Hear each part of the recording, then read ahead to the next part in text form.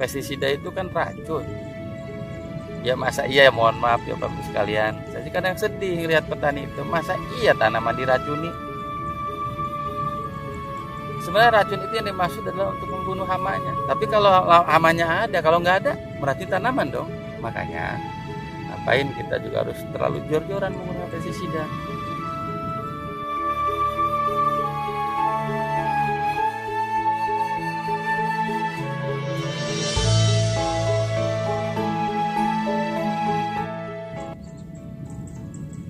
Assalamualaikum warahmatullahi wabarakatuh.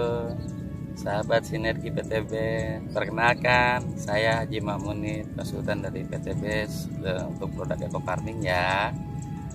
Oke, pada kesempatan ini saya dari tadi lihatin HP ini banyak pertanyaan rupanya nih dari beberapa mitra atau para petani yang berkaitan dengan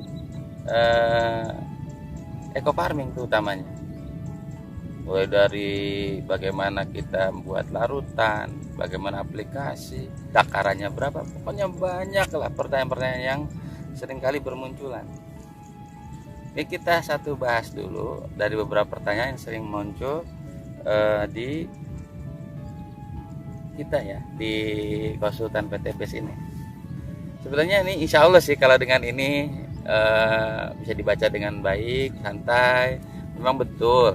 Ini kebanyakan tidak hanya petani Bapak Ibu sekalian, hampir semua karakter orang Indonesia itu utamanya ini tidak senang untuk membaca, rupanya pengen langsung nonton, langsung lihat bagaimana penjelasan lebih rincinya, begitu kira-kira. Oke, ini ada pertanyaan.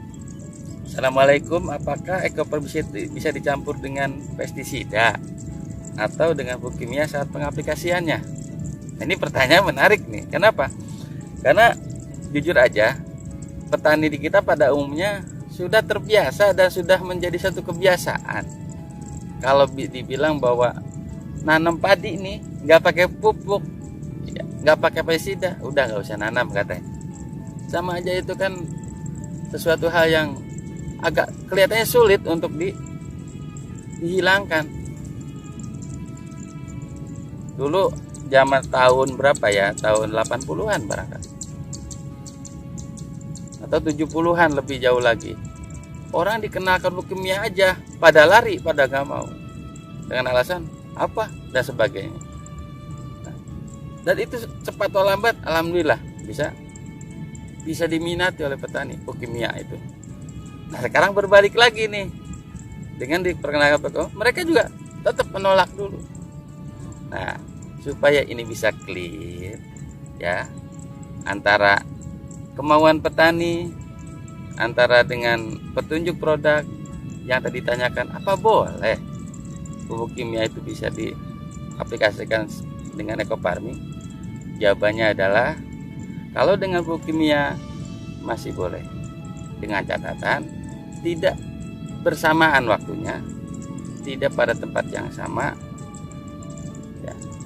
Jadi harus ada jeda waktu. Tapi itu kalau kita yang belum yakin loh. Kalau sudah yakin ngapain harus beli pupuk kimia? Orang di pupuk eco farming itu sudah lengkap Bapak Ibu sekalian. Nih saya juga kebetulan bawa juga nih contoh pupuknya. Nah ini tuh, di sini udah jelas di komposisinya, ada izin Kementannya. Nah, ini ada kandungan nitrogen, itu kan urea kalau pupuk kimianya. Ada kandungan P-nya itu SP36 atau kaliumnya ya dari KCl, bahkan yang sudah di mix itu NPK namanya. Nah intinya pertanyaan yang Bapak Ibu sekalian yang sering bermunculan, bagaimana ekofarming bisa dikolaborasi dengan pupuk kimia, pada prinsipnya boleh-boleh saja. Cuman hanya tadi yang saya sampaikan 5T-nya ya, jangan sampai kita tidak tepat waktunya. Artinya bisa jadi petani karena asal boleh dicampur aja lah. Ini setelah dilarutkan langsung diaduk dengan urea, nggak begitu caranya. Tetap sesuai dengan jadwal. Ini punya jadwal, pupuk kimia punya jadwal. Yang penting kita punya rentang waktu. Nih pada umumnya nih petani kalau pupuk seperti ini rata-rata umur 10 hari untuk pupuk kimia. Paling cepatnya kadang-kadang yang rajin itu 7 hari. Nah, kita di sini pemupukan kedua berarti kan, dan pupuk pertamanya tadi di lahan sudah dilakukan. Nah, umumnya petani di awal sebelum melakukan penanaman jarang Pak, Bapak Ibu sekalian melakukan pemupukan dasar. Nah, ini masuk dong di pupuk dasar. Lalu yang kedua pada tengah-tengahnya pupuk kimia boleh, nanti dilanjut dengan pada umur 14 harinya atau 15 hari. Nanti ada pemupukan kedua biasanya petani itu untuk NPK-nya lah, misalnya kalau pertama urea biasanya. NPK biasanya pada umur 35 atau 30, 1 bulan lah. Nah, ini kan masuknya di umur katakanlah nanti umur 28 30. Nah, itu jangan sampai berbarengan aja Bapak Ibu sekalian. Kalau pupuk kimia itu tanggal 35 hari misalnya atau 30, ya kita harus menyesuaikan intinya. Kalau yang 30 hari berarti ini yang ditunda dulu ke paling tidak jeda waktunya sekitar 5 sampai 7 hari. Nah, pertanyaan yang berikutnya tadi kan udah jelas. Pupuk kimia no problem ya, tidak ada masalah. Cuman ya itu tadi lah yang namanya kita pakai pupuk kimia yang terjadi pemborosan. Artinya satu hal yang sudah ada di sini kenapa ditambahkan? Tetapi ini kan namanya upaya untuk supaya petani mau dulu pakai ini. Oke lah, kita sistemnya adalah dimix dengan pupuk kimia, nggak masalah. Cuman kita harus benar-benar tepat pengaplikasiannya. Tapi untuk pestisida tidak ada toleransi sebetulnya kalau untuk pengaplikasi secara bersama-sama. Ya, baik waktu dan tempatnya. Ya, kalaupun terpaksa kembali lagi, harus ada jeda waktu juga. Pestisida itu kan racun. Ya masa iya, mohon maaf ya Bapak sekalian, saya sih kadang sedih lihat petani itu, masa iya tanaman diracuni. Sebenarnya racun itu yang dimaksud adalah untuk membunuh hamanya. Tapi kalau hamanya ada, kalau nggak ada, berarti tanaman dong. Makanya ngapain kita juga harus terlalu jor-joran menggunakan pestisida.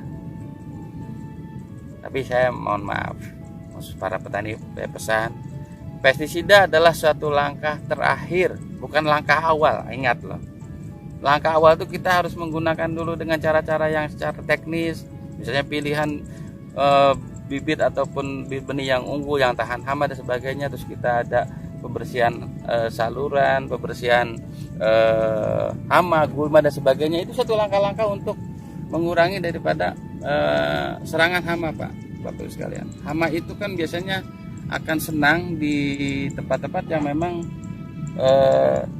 tidak bersih lah, atau rumputnya yang benar-benar tidak terawat gitu kan. Nah, itu sering.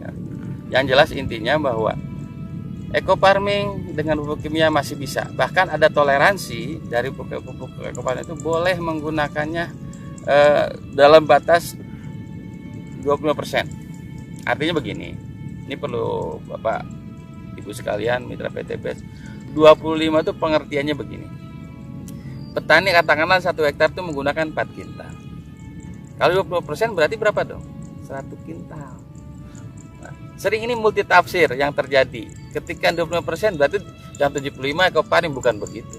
Eco farming tetap full. Kalau satu tutup jangan dipotong ataupun yang dikurangi, tetap aja. Cuman penggunaan pupuk ureanya kita kurangi. Nah, untuk pestisida, ya mohon maaf saya bilang, tindakan itu tindakan terakhir. Dan jangan sampai lupa, biasanya petani itu punya tangki cuma satu-satunya. Ketika tangki itu bekas, maaf ya, pestisida yang racunnya masih ada, itu bisa aja ketika ini di aplikasi lewat tangki yang tadi digunakan, tanpa harus dibersihkan dulu dan sebagainya, yang terjadi apa? Wah, pupuknya jelek katanya, itu tanaman saya jadi kuning-kuning. Itu kesalahan yang dilakukan tanpa disadari. Sebetulnya ada cara khusus bagaimana kita untuk supaya efektif ini. Artinya tangkinya itu yang bekas pestisida harus dibersihkan dengan 3 tahap. Yang pertama adalah cucilah dengan air tanah yang maksudnya air yang dibuat larutan tanah. Air tanah yang memang dilumpurkan gitu. Supaya tujuannya kenapa harus dengan tanah? Karena tanah itu salah satu media yang bisa menetralisir bahan kimia. Yang kedua itu gunakan air sabun ataupun air deterjen ataupun sejenisnya untuk membersihkan tanah-tanah yang menempel, bisa bersih kembali sekaligus untuk membunuh bakterinya. Masuk virus-virus aja bisa ini dengan deterjen. Yang terakhir, sterilisasinya dengan apa? Dengan air panas. ketika tahapan dilakukan tanpa harus beli tangki yang baru. Ya syukur-syukur petaninya siap untuk menghadapi semuanya dengan beli tangki baru, pupuknya baru, kaosnya baru lah misalnya, dan sebagainya. Jadi intinya pertanyaan tadi bahwa eco farming masih bisa digunakan atau dengan pupuk kimia. Adapun dengan pestisida, ingat, pestisida bukan satu-satunya cara untuk pengendalian, terkecuali kalau melebihi batas ambang ekonomi. Jadi bisa saja kita gunakan eco farming, lalu pada kondisi tertentu kena serangan namanya sangat-sangat luar biasa, ya silahkan, itu udah terakhir pilihan. Daripada kita gagal panen, lebih baik kita upayakan. Oke, para petani Indonesia, saya kira untuk menjawab semua yang tadi dikatakan, bagaimana dengan eco farming ini bisa dikolaborasi dengan pupuk kimia atau tidak, jawabannya boleh.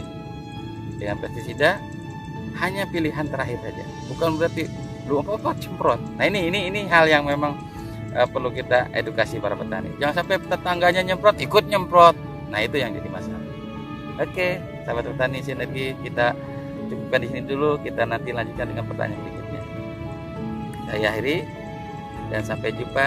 Mudah-mudahan bermanfaat. Salam petani cerdas, lahan subur, petani makmur. Assalamualaikum warahmatullahi wabarakatuh.